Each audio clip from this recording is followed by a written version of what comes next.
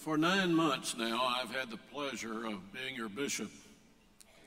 It has been a great pleasure to get to know many of you and to find ways to strengthen the ministry of this great conference.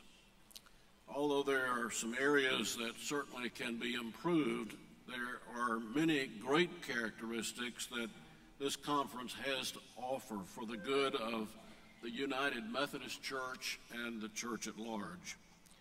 The church membership in our conference continues to decline. It is down 1.2% from December of 2010 to 2011 December, and down 10% over the last 10 years. The worship attendance is up 0.37% in the last year from December to December in 2010-11, after being down for the last 10 years. We're making slight gains on payment of apportionments. Through May of 2012, most of our apportioned funds have received a higher percentage of payment than they had a year ago. In fact, our apportionment payments are up both in dollars received and in percent received over the same time a year ago. We're beginning to track the metrics of the call to action and trust that that will be a measure that will help us to move forward as well. But one of the least understood concepts about Methodism is the connectionalism that runs through it. We hear about connectionalism, but it's a vague concept to some of us. It is a way that we talk about apportionments, but that seems to be the extent of our knowledge of connectionalism. And so I thought I might spend a few moments talking about what we mean when we speak about connectionalism in the United Methodist Church. And I apologize to a few clergy who have heard some of this before, but there were a number who asked me to repeat it here. John Wesley, the founder of the Methodist movement, like his father, was an Anglican priest. But the time came when he preached in one of the pulpits of the Church of England and was asked never to return. And soon he found himself unwelcome in several of the Church of England pulpits. Wesley went, as we heard last hour, at the invitation of George Whitefield and others, to preach in the streets and the minefields where people would gather to hear him. And his message found acceptance among the common people who enthusiastically heard the message of God's grace and forgiveness. Wesley's following became so strong and so numerous that he began to use lay preachers and to develop societies where people would gather weekly for mutual support, admonition, and to continue to learn the way of Jesus Christ. Wesley spoke of the connection that was a mutual bond between him and the lay preachers and the societies. And these societies spread throughout England, Scotland, Wales, and Ireland before they moved to other parts of the English-speaking world and beyond. He divided his religious societies and bands for intense accountability and religious instruction. We know that it was never the intention of John Wesley to start a new church. He started out hoping to find a way to reform the church of which he was a part, the Church of England. But his ministry was reaching people that the established church was failing to reach. John Wesley made a trip to the new colonies of America. And although he preached and began a ministry in the new colonies, he soon returned to England somewhat disappointed in his personal ministry in America. However, he did see the need to begin sending preachers that he ordained and lay preachers to continue the ministry in the colonies.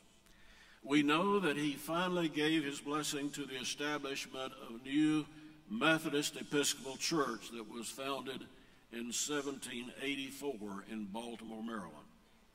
Thomas Coke and Francis Asbury were named the first general superintendents or bishops of the Methodist Episcopal Church in America. But the connection between Mr. Wesley and the church were never broken. His spirit, his theology, his organizing abilities were very much a part of the church. The interlocking systems of classes and societies and annual conferences were a part of the connection that Wesley left us. Even the name that he and his early contemporaries at Oxford had acquired in derision was forever attached to the church and remains these 228 years later, Methodists. Most of us wear it as a badge of honor today. Obviously, there is more to connectionalism than the apportionments that support our common ministries around the world. I'd like to list a dozen ways in which the connection makes itself evident. And I'm sure that there are others that you could probably name, but consider these. Connectionalism does make itself known in the apportionments. For example, we start there. Early in our history, there were growing calls for our churches to take special offerings to support valuable causes. And finally, along the way, someone suggested that we combine them into a few and ask all the churches to support these causes. And they range from pure missionary endeavors to funding for connectional support personnel, such as bishops and district superintendents and general board staff. We are, of course, proud of what the United Methodist Committee on Relief does in our behalf as they respond to natural disasters, but every dollar going to that effort would not be possible without the support of the apportionments that pays the overhead. And then connectionalism also manifests itself through the appointments.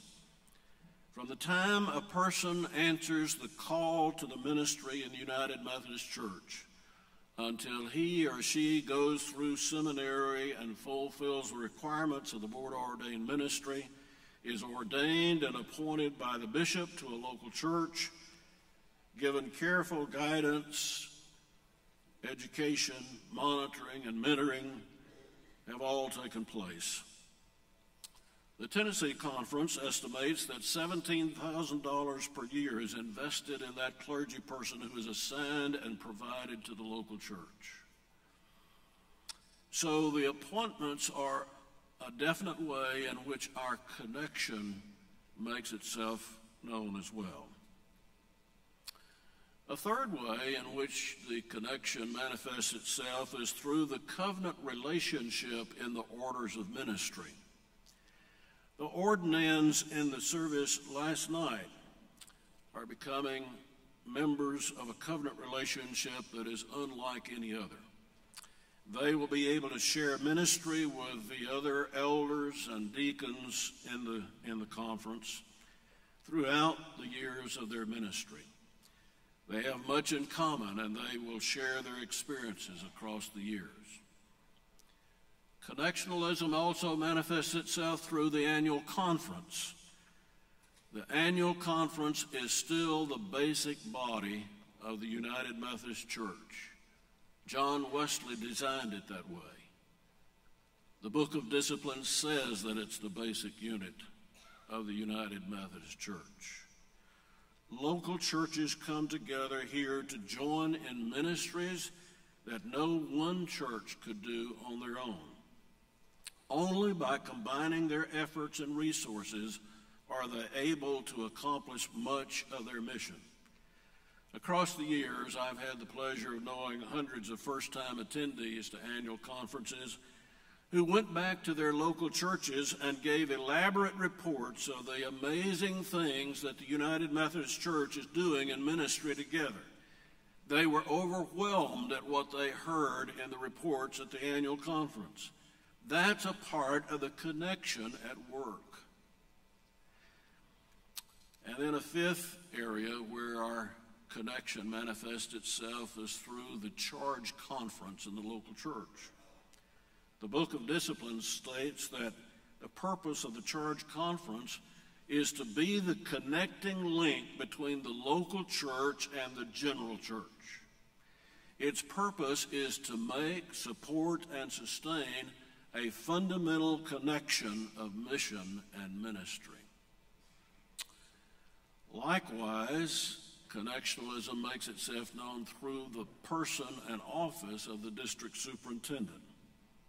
I have often said that the district superintendent is the connecting link between the local church and the general church. He or she is frequently the only person beyond the local church that the lay people know. And so the connection is vital for the message of the general church to get to the local church and vice versa.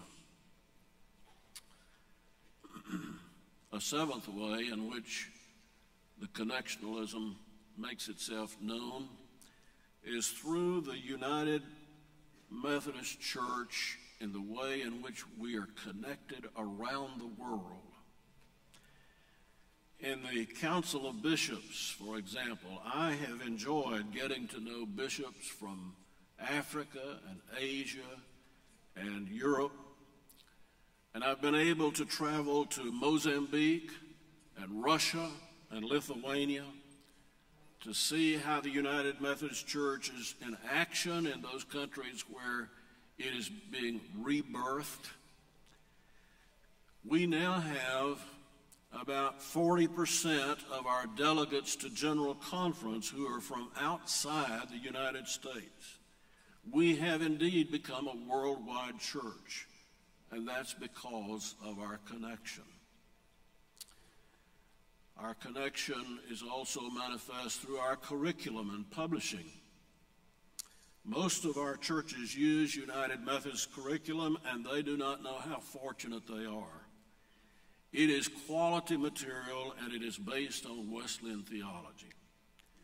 The publishing house is a great asset to our denomination as well, printing material for us to use on an ongoing basis. And it is something that is available to all of us as United Methodists across the connection. Another way in which our connection makes itself manifest is that we can identify a need and as a church, a connected church, begin addressing that need. A few years ago, for example, it became apparent that our clergy in the central conferences work for 30 to 40 years in ministry and reach retirement without any provision or very little provision for housing, medical needs, and food and other necessities of life. The United Methodist Church in the United States, when it learned that, responded. And several of our general boards worked together, and we put together a nationwide effort to raise $25 million to set the retirement funds for the church employees abroad. And for the first time in our history, we had a capital campaign to raise funds for that effort. And throughout the United States, we have raised over $23.5 million and are in the last stages of raising that $25 million, and you are a part of it in your offerings this week. Now that the United Methodist Church has identified malaria as a disease that can be erased from the face of the earth, a global health campaign is underway, likewise to raise $75 million. So we're identifying ways that our connection can be useful in addressing human needs. The 10th item that I would list is that our connectionalism manifests itself through what we've known as the general boards and agencies of our church. These have been the avenues by which our churches have connected to do ministry that we could not do separately. They have resourced the churches, the denomination, and the world as we have given our witness in a variety of ways.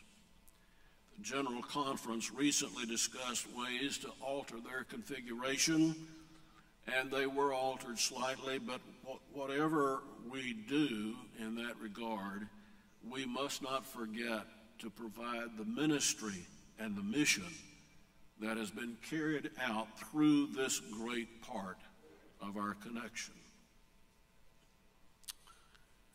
Another way in which connectionalism manifests itself is through the historic support for institutions that have been developed by the United Methodist Church: universities, colleges, seminaries, hospitals, homes for children, homes for the aged, homes for unwed mothers, homes for the mentally challenged.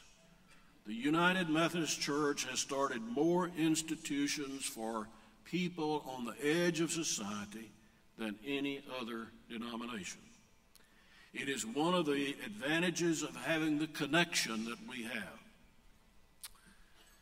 And the 12th one that I would mention is not the last nor the least, but our connectionalism manifests itself by the way in which we hold membership in the church. If you join a United Methodist Church, a local church in a community, you're not only a member of that church, you are a member of the United Methodist Church universally. And you can go into a United Methodist Church in Jackson or in Memphis or in Paducah, and you know that you're in the United Methodist Church and you're a part of it. You can go into a United Methodist Church in one of our small communities or in one of our large cities or in Africa or Asia, and you feel at home. You are a United Methodist everywhere you go. At times, there are local churches that act like they are congregationalist instead of connectionalist. That is, they want to pay they do not want to pay their apportionments. They want to select their own pastor. They do not understand the connectionalism of the United Methodist Church, and this has seemingly become a little more prominent in recent years since denominational identity has become less important to people who are selecting a church home. They move out of a congregational type church sometimes into a United Methodist Church and have never learned our form of government.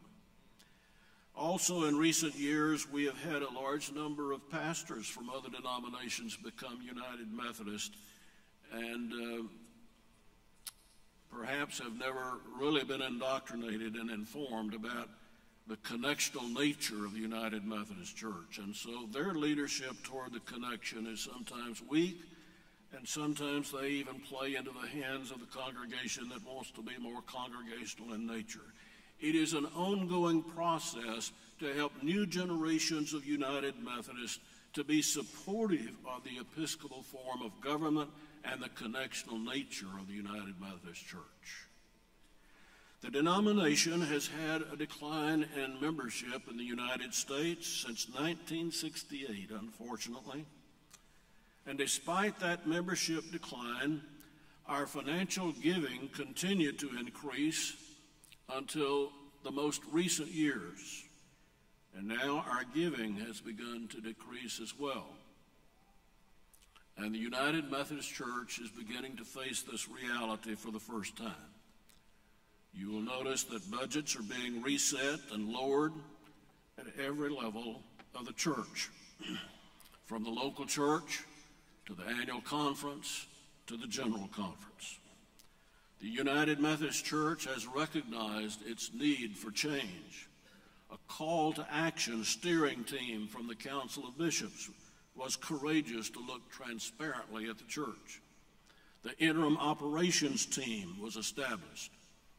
And after working with consultants and discovering that 5,000 of the 33,000 congregations that we have measure up to the signs for vital congregations, steps were taken to move to a detailed study and a message of the whole denomination.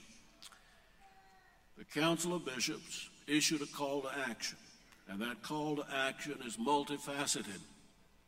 We have experienced part of it as we have begun to get ready to do metrics, but there are other aspects of it that surfaced at General Conference, some of which were acted upon, some of which were negated. In one aspect of the effort, the focus is on making disciples, not members, but disciples, and developing more vital congregations, and that's really at the heart of the whole movement. Of course, the local church is at the center of making disciples and developing more vital congregations. Both the Memphis and the Tennessee annual conferences are well along the way of setting goals and entering the metrics for charting the path to our future. Many other conferences are working toward this similar goal.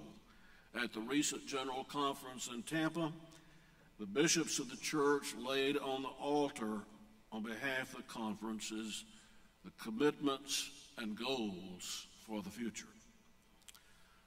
Other aspects of this call to action challenge us to a spiritual renewal, to performing works of piety and works of mercy. It will take turnaround spiritual leaders who are mutually committed and who will take bold and creative steps to lead the church and to transform the world. Bishops, clergy, and laity are being challenged to practice the means of grace and to lead the congregations to become more vital mission stations. There are 5 denominational goals that are being measured: disciples becoming new disciples, disciples at worship, disciples growing and maturing in their faith, disciples engaged in mission, and disciples giving generously to mission. In addition, the General Conference considered some sweeping changes. Some they approved and some they did not. But what is being called for is a movement. I found it interesting this morning when Dr. Meeks spoke about the church as a movement. That's what we are at our best. Gil Rendell, a noted author and consultant, says that a movement is a group of people who intentionally, at their own risk, join together to make a change in the status quo. Isaiah cries out during the time of the Babylonian captivity, "Look, I'm doing a new thing. Now it sprouts up. Don't you recognize it? I'm making a way in the desert, paths in the wilderness." God is doing a new thing in the United Methodist Church. Praise God. The overall direction of the United Methodist Church is set to change. A new movement has been set loose. It all began with the adoption in 1992 of the newly stated mission of the church and the later refinement to that statement to make disciples of Jesus Christ for the transformation of the world. The thrust of the new movement in the denomination is to make disciples and to increase the number of vital congregations. Where once we made members, we now make disciples. That is more than a shift in language. That is a deep and fundamental shift in who we are and what we do. So the heavy emphasis in the local church where disciples are made and vitality is measured, the only question, it seems, is how much will we streamline the infrastructure and the organization to help that movement go forward? What is the motivation for this movement? Is it to say the collapse of our denomination? Or is it to recapture the heart of the Wesleyan movement? Is it to appease a handful of leaders, or is it to point to the heart of our cause? Levitt Weems reminds us the survival of any denomination or congregation is not a worthy goal. The continuation of a much renewed and changed manifestation of the Wesleyan witness of holiness of heart and life through the United Methodist Church is a worthy goal. Gil Rendle goes further to say, the particular thrust of the early Methodist movement was to reform the nation, particularly the church, and to spread scriptural holiness over the land. Being a Methodist was and is meant to make a difference in where we live and how we live. Methodists have been connected by grace, prevenient, justifying, and sanctifying grace. For Wesley, there is no religion but social religion, no holiness but social holiness. The communal forms of faith in the Wesleyan tradition not only promote personal growth, they also equip and mobilize us for mission and service in the world. Across the years, our denominational life has become more regulatory than it has been missional. Having been going in an institutional direction, the United Methodist Church is now struggling to turn around and head in a healthier, different missional direction. Rendle says, our hope, our testimony is that this is God refining the organizational church for missional purposes.